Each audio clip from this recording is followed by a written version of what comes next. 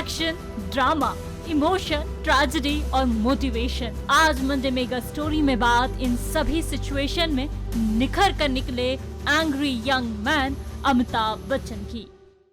बात 1942 की है, जब देश में भारत छोड़ो आंदोलन चल रहा था। जाने माने कवि हरिवंश राय बच्चन और तेजी बच्चन के घर इलाहाबाद में 11 अक्टूबर को इनकलाब का जन्म हुआ, जिसे बाद में कवि सुमित्रा नंदन पंत ने नाम दिया अमिताभ।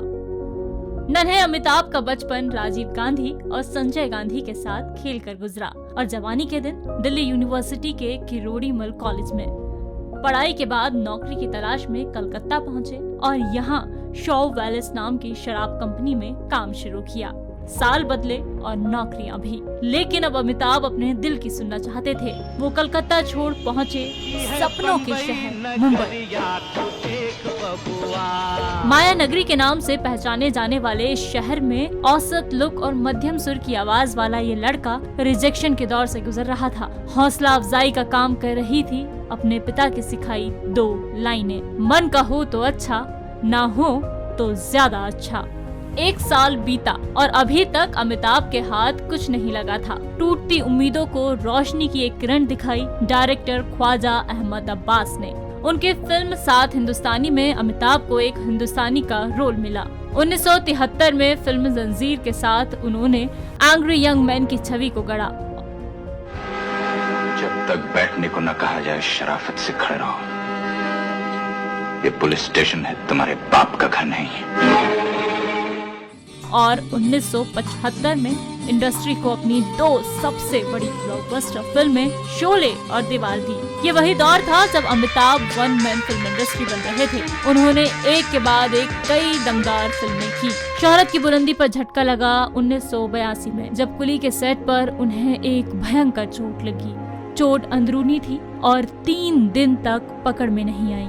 चौथे दिन रिपोर्ट देख डॉक्टर ने फौरन ऑपरेशन की बात कही। इस बीच तेज बुखार से तड़पते अमिताभ कोमा में चले गए। ऑपरेशन में पता चला कि उनके पेट में झिल्ली और छोटी आंत फट गई है। अगले ही दिन उन्हें निमोनिया भी हो गया। आनन फानन में उन्हें मुंबई के ब्रिज कैंडी हॉस्पिटल में ले जाया गया, जिसके बाद अमिताभ ने जिंदगी और मौत के बीच करीब 2 महीने लंबी जंग लड़ी और जीती भी। 1995 में हॉलीवुड स्टूडियोज की तर्ज पर एक एंटरटेनमेंट कंपनी ABCL शुरू की। 1 साल में 15 करोड़ रुपए के मुनाफे के बाद कंपनी में चीजें बिगड़ने लगी।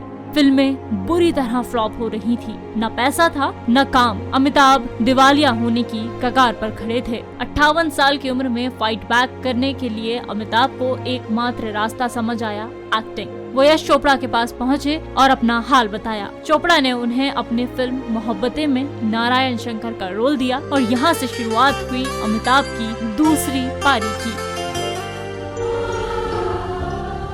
स्टार प्लस पर कौन बनेगा करोड़पति शुरू होना था। शो के प्रोड्यूसर सिद्धार्थ बसु चाहते थे कि अमिताभ इसे होस्ट करें। अभी तक इंडिया में किसी भी मेगा स्टार ने टीवी शो होस्ट नहीं किया था। कुछ शर्तों के साथ अमिताभ राजी हुए और उन्होंने 15 करोड़ रुपए के साथ KBC के 85 एपिसोड्स किए।